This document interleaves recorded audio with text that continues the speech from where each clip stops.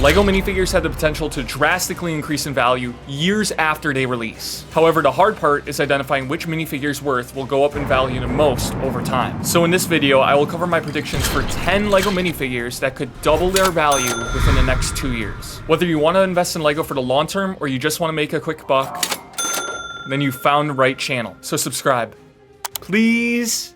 Of course, this is not financial advice. I am just a guy that knows a bit about LEGO and the LEGO market. Also, all the prices I will mention are the US Bricklink prices. First, let's see what minifigures have performed extremely well over the last year so we can identify the keys to what makes a minifigure's value skyrocket. In the last month, Cad Bane, the Rancor, and Max Rebo have over doubled their value. Cad Bane went from $25 to $50. He only appeared in 2 sets back in 2010, which were Cad Bane's speeder and the clone turbo tank. So he's a pretty rare and exclusive figure. Max Rebo went from $40 to $85, and he only came in Jabba's sail barge, which was released in 2013. The Rancor went from $65 to $160, and you may have guessed he only came in 1 set, the Rancor pit, which was released in 2013. If you haven't figured it out already, all of these characters showed up in the new show, The Book of Boba Fett. On top of that, all 3 of these minifigures are exclusive to 1 or 2 sets that retired over 5 years ago. This is the key. Retired minifigures that are exclusive to 1 or 2 sets that make a surprise appearance on a new TV show or movie.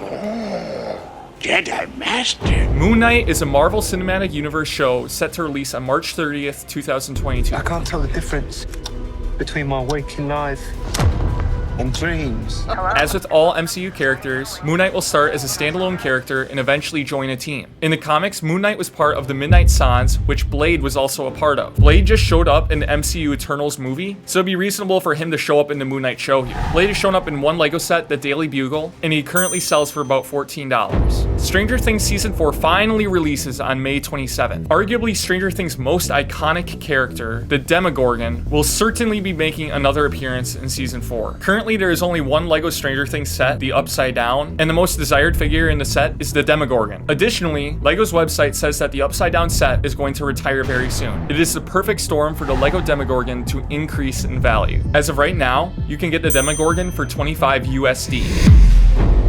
Evan McGregor is finally making his return to Star Wars on May 25th in Obi-Wan Kenobi. In Star Wars Rebels, we were introduced to the Inquisitors.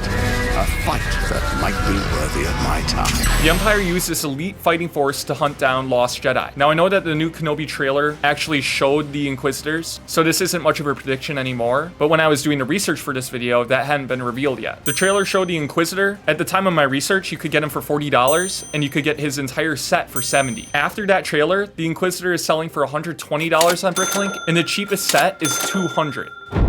Another Inquisitor called the Fifth Brother was also in the trailer. When I was doing my research, he sold for $65. And immediately after the trailer, every single Fifth Brother in the United States sold, and one even sold for $175. So it just goes to show that these minifigures have real potential to drastically increase in value if they show up in one of these new shows. Solo, a Star Wars movie, brought back one of the most iconic villains in all of Star Wars, Darth Maul. At the point in the timeline of the Kenobi show, Maul now has mechanical legs and is leading the crime syndicate, the Crimson Dawn. Also, according to Star Wars canon, Maul finds Kenobi on Tatooine and they battle it out, which is how Maul ultimately meets his demise.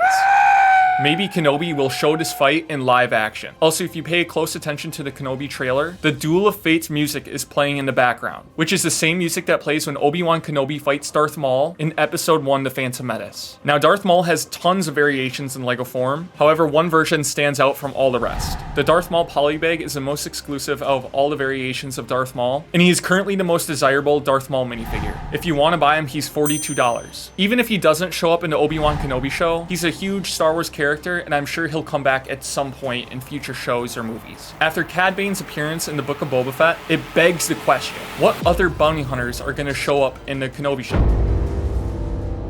One bounty hunter's appearance would make a ton of sense. Greedo is a well-known Star Wars character that was working for Jabba the Hutt on Tatooine at the same time that Kenobi was on Tatooine. Obi-Wan's gonna have a very high bounty on his head, so bounty hunters like Greedo will definitely be on the lookout for him. This is the best and most exclusive Greedo minifigure, and he currently sells for $35. Jabba the Hutt is another huge name in Star Wars that could show up. Jabba has enormous power on Tatooine, so it would be hard for him to not be involved in any way in the show. There are 2 LEGO versions of Jabba the Hutt, but the newer version is clearly the better figure. The cheapest one available right now is $58 USD.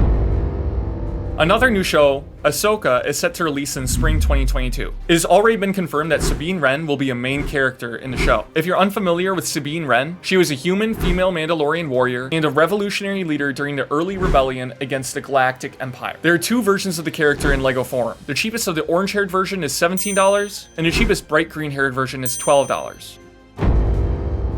Another character supposed to show up in Ahsoka is Grand Admiral Thrawn. Thank you for the introduction, Agent Gallus. Thrawn served in the Imperial Navy during the Galactic Empire. He's an extremely exclusive LEGO minifigure, as he only appeared in one set in 2017. Currently, the cheapest Thrawn is $84 USD. Now, before I get into my last and most favorite minifigure investment, I just want to let you know that I have my own LEGO store where you can make your LEGO purchases or your LEGO investments. It's called Wapi Bricks! Link is in the description below. Also, a lot of time and research went into making this video, so subscribe with the bell and drop a like if you learned something. And now, this one is a bit of a dark horse, my absolute favorite minifigure to invest in right now. I have waited a long time for this moment. Drum roll, please. Watto! I know what you're saying. This is a joke, right? If you had spoken such insolence to Jabba, he'd have fed you to his menagerie. This cannot be the best minifigure to invest in right now. Hear me out. This thinking kind of proves my point as to why Watto is such a good minifigure to invest in right now. Let me explain. Watto does business on Tatooine, and Obi-Wan knows him from his visit to Tatooine in Star Wars Episode 1, The Phantom Menace. Furthermore, it is Star Wars canon that Watto sold Obi-Wan a humidifier during the Age of the Empire, which proves he is still doing business on Tatooine at this point in the timeline. Despite all these facts, Watto has gone way under the radar in regard to a reappearance in Kenobi. Because of this, his LEGO minifigures are still relatively cheap. There are 3 different versions of Watto in LEGO form, but they are all extremely exclusive since each one came in their own set that is now retired. However, I would recommend buying either the 2011 or 2015 version, since these figures are just so much better than the 2001 version. The 2011 Watto goes for $18, and the 2015 version sells for $22. I highly believe that every single one of these minifigures has the potential to double in value over the next 2 years. To prove that to you, I went out and bought at least one of every minifigure that I recommended in this video. I even bought 20 of the Darth Maul polybags. The only minifigure I wasn't able to get was the Inquisitor because I wasn't expecting the trailer to reveal footage of the Inquisitors, so I wasn't able to buy him in time. But fortunately, I already had the 5th brother in my collection. If you want to make an investment as well, I linked a purchase option for every minifigure below. And just so you know, it's not my store. I'm just trying to help you guys out. See you guys next time. Do or do not. There is no try.